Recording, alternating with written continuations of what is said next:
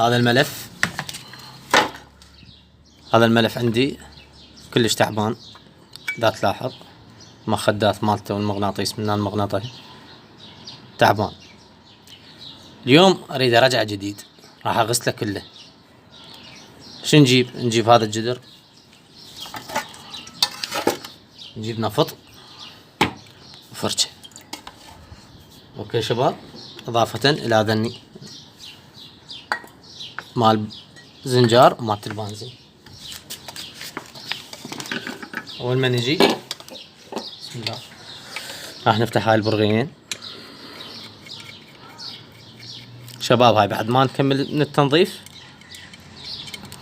نضرب هذه المخدات كاغذ جام وهذا المغناطة كاغذ جام، وراح ينطينا نارية فشي مو طبيعي.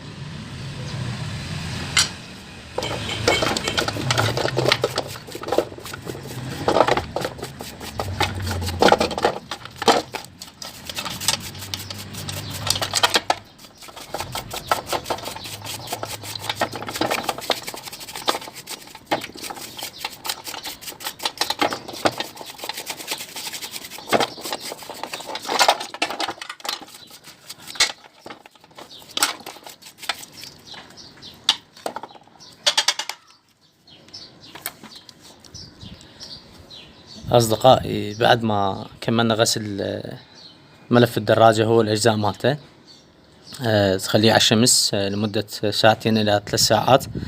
وبعدها إذا تريد مثل ما قلت لك، إذا تريد هذا منها تضربها كاغجان، كذلك هذا ضروري إنك تضربها كاغجان بعد ما ينشف حتى تنطيك نارية مضبوطة. لا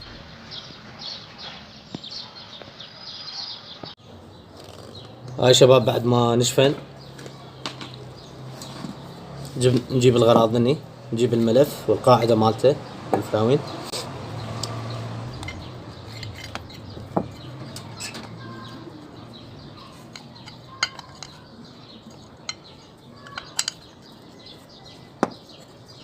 هاي المغناطة يصير على هذا الوجه.